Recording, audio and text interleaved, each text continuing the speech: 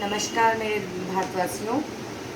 आज बहुत ही काफ़ी समय के बाद मैंने वीडियो बनाई है और क्योंकि मन इतना दुखी था, परेशान था, क्योंकि मेरे खुद के पिताजी परलोक से धार गए थे। तो अंदर से मन नहीं था कि भी कुछ करें या कुछ काम में ध्यान दें, लेकिन कहते हैं कि जाने वाले चले जाते हैं और हम लोगों को जो कार्य करने हैं वो करने ही होते हैं। परंतु इस वक्त जो देश की स्थिति है उसको देखते हुए दिल बहुत ही आहत होता है, दिल को बहुत तकलीफ़ होती है कि आखिर ये हो क्या रहा है। अगर हम बात करें, चाहे कोई भी पार्टी हो, राजनीतिक पार्टियां इतनी सारी बन रही हैं, हम किसी पार्टी विशेष का नाम नहीं लेंगे। बहुत सारी संस्थाएं भी हैं जो कार्य कर रही हैं, राजनीतिक पार्टियां भी हैं जो कार्य कर रही हैं, और जो कुछ अपनी राजनीतिक पार्टियां जो हैं जो इसका मज़ा ले रही हैं, लोगों की तकलीफ़ों को देख रही हैं और उसके ऊपर कुछ हल नहीं कर रही। अस्पताल में जाओ तो वहाँ परेशानियाँ आ रही हैं, राशन में परेशानियाँ आ रही हैं, कारोबार में परेशानियाँ आ रही हैं। कहने का भाव यही है कि हर तरफ जो है वो जो हाहाकार मची हुई है, जो त्रासदी मची पड़ी है, जो महामारी के कारण हम लोगों को फेस करना पड़ रहा है, मुझे नहीं लगता कि इसको हम फेस करने के लायक हैं या हमको ये फेस करना है। ये हमारे को लगता नहीं कि, मुझे नहीं लगता कि हमें ये फेस करना पड़ता। अगर हमें समय रहते ही इन सब स्थितियों को संभाल लेते, अगर हमारे नेताओं को, हमारी राजनीतिक पार्टियों को हर चीज़ का अनुभव है, हर चीज़ का ज्ञान है, जनता ने उन्हें चुना है और एक सीट पर उनको नियुक्त किया है, चाहे वो किसी भी पार्टी से हो, अगर जनता उनको चुनकर वहाँ बैठा रही है तो उनको हर चीज़ का ज्ञान होता है कि अच्छा क्या होगा और बुरा क्या होगा, किस वक्त हमारे देश पर क्या आपदा आ सकती है और क्या परेशानी आ सकती है। उसके लिए हमारी राजनीतिक पार्टियां पहले से तैयार क्यों नहीं की, इसकी तैयारी उन्होंने क्यों नहीं करी। वो क्या चीज़ दिखाना चाह रहे थे, वो क्या दिखाना चाह रहे थे कि हम काम कर रहे हैं, वो काम नहीं कर रहे, वो काम कर रहे हैं, हम काम नहीं कर रहे। ये सब चीज़ें नहीं चाहिए ना।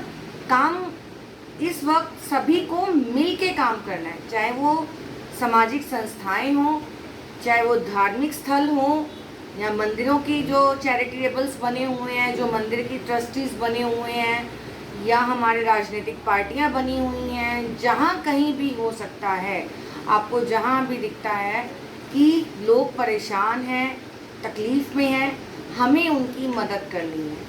मदद करने के लिए हमें उनका हाथ बढ़ाना है, उनका साथ देना है, ना कि एक दूसरे को नीचा दिखाने में लगना है कि हमने तो इतना फंड दिया था, इन्होंने ये फंड यहाँ खर्च कर दिया, हमने तो इस कार्य के लिए पैसा दिया था लेकिन हमने यहाँ खर्च कर दिया, वो ऐसे हैं, वो ऐसे हैं। अरे क्यों आप एक दूसरे पर उंगल उठा रहे हो?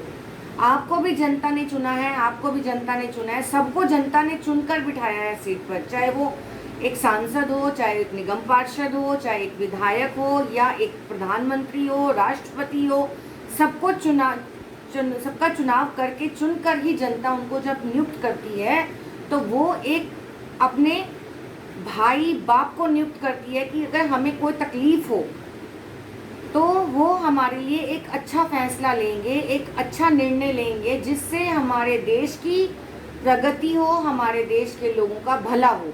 ये नहीं कि हमने ये कार्य किया, उन्होंने ये कार्य नहीं किया, वो ये कर रहे हैं, ये कर रहे हैं। अरे किसने क्या किया? इस वक्त जो लोग मर रहे हैं शमशान के अंदर, इतनी लंबी लंबी लाइनें जो लगी हुई हैं, लोगों के नंबर नहीं आ रहे, 2-2 3-3 दिन बाद लोगों को नंबर मिल रहे हैं। कोरोना में लाशें जमुना जी में गंगा जी में लाशें मिल रही हैं, जमुना जी में लाशें मिल रही हैं, लोगों को संस्कार करने को नहीं मिल रहा। क्या इन पार्टियों को नज़र नहीं आ रहा कि लोगों को कितनी हाहाकार मची हुई? जब हम लोग पहले के टाइम में क्या होता था, छोटे मोबाइल्स होते थे, लोगों को इतना नॉलेज नहीं होती थी, ज्ञान नहीं होती थी, MTNL के लैंडलाइंस फ़ोन होते थे, लोगों को इतना नहीं पता चलता था। सिर्फ 2 चैनल हुआ करते थे, DD1 DD2 दूरदर्शन की। उसके अलावा धीरे धीरे केबल आया और ये सारी चीज़ें आई। अब तो इतने सारे चैनल्स हैं, इतना सोशल मीडिया फैल चुका है, घर घर तक हर बच्चे के हाथ में मोबाइल्स फ़ोन्स हैं, सबको हर चीज़ की जानकारी है। अच्छी जानकारी, बुरी जानकारी लोगों को तक मिल रही है, लोगों को पहुंच रही है। इसमें मैं यही कहना चाहूँगी कि पार्टियों का कोई दोष नहीं है, दोष जनता का है। क्यों? क्योंकि जनता ने जिनको चुना है अपने वोट बेचे हैं, अपने वोट शराब की खातिर, काम की खातिर, कहीं किसी ने पैसों की खातिर अपने वोट बैंक को बेचा, जिससे हमने पार्टियों को चुना। पार्टियों का साफ कहना है कि हम, आपने तो हमें वोट दिए, हमने तो आपको शराब की बोतल दी, हमने तो आपको पैसा दिया, तो ऐसा काम ही क्यों करना।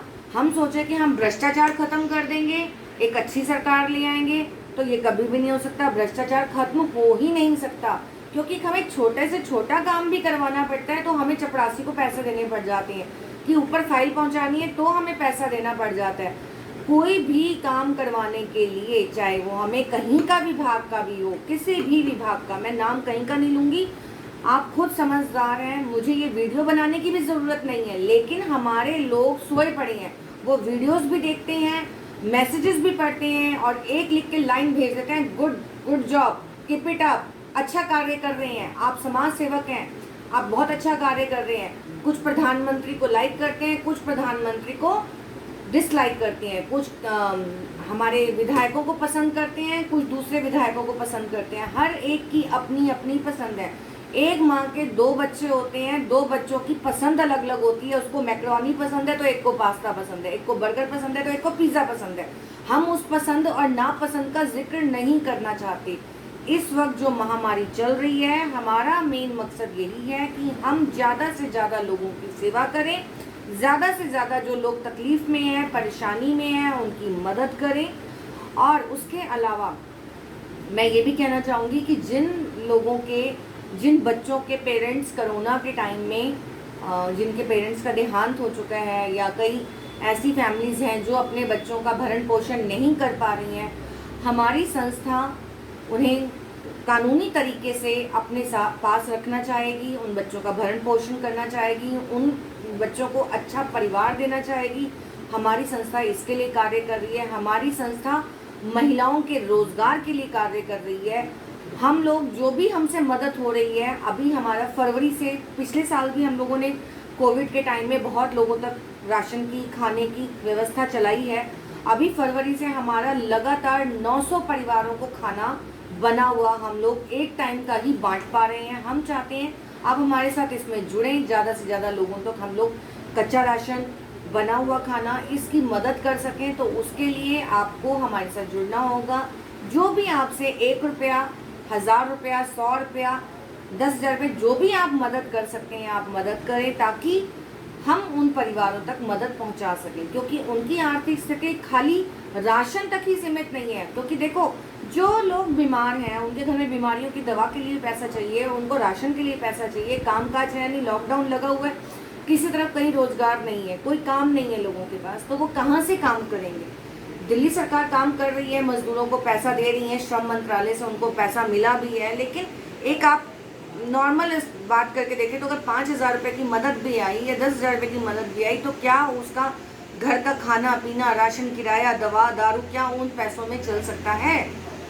तो मैं आप सबसे दरख्वास्त करूंगी, आपसे जो भी सहयोग बने, आप उस सहयोग में हमारे साथ जुड़ें। थोड़ा थोड़ा, बूंद बूंद करके घड़ा भरता है कहते हैं। तो हम जो भी राशि एकत्र करेंगे, हम उनको राशन प्रोवाइड करवा सकें। क्योंकि मजदूर लोग तो हमारे पास आकर खाना ले भी जाते हैं, लेकिन एक मिडिल क्लास फैमिली वह बना हुआ राशन लेने के लिए, बना हुआ खाना लेने के लिए नहीं आ पाती।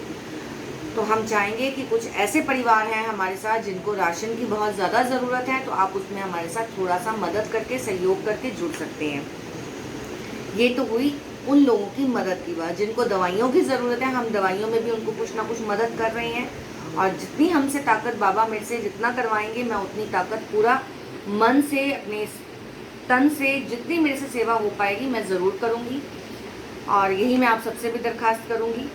उसके अलावा सभी राजनीतिक पार्टियों को छोड़ दो साइड पे, धर्म को छोड़ दो एक तरफ, कि हिंदू है कि मुसलमान है उनको भी छोड़ दो, क्रिश्चियन है, ईसाई है, सारी चीज़ों को छोड़कर मुझे सिर्फ उन लोगों की ज़रूरत है जो समाज के लिए, समाज के, देश के लोगों के लिए कुछ करना चाहते हैं, आगे बढ़ना चाहते हैं, और अपने पैरों पर महिलाएं खड़ा होना चाहती हैं, वो मुझे संपर्क कर सकती हैं। और जिनको मदद की ज़रूरत है और जो मदद करना चाहते हैं, वो चाहते हैं कि वाकई में हमें लोगों की मदद करनी है, एक उनको प्लेटफॉर्म की ज़रूरत है, तो आप हमारी संस्था के साथ जुड़कर उन लोगों की मदद के लिए हाथ आगे बढ़ा सकते हैं और हमें संपर्क कर सकते हैं।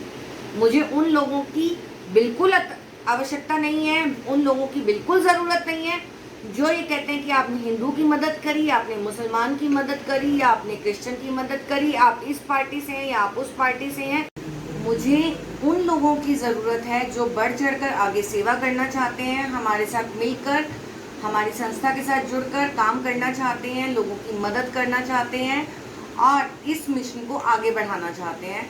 तो हमने इस मिशन को चलाने के लिए एक कॉन्सेप्ट रखा है जिसका नाम है हल्ला बोल, दिल्ली हल्ला बोल, भारत हल्ला बोल।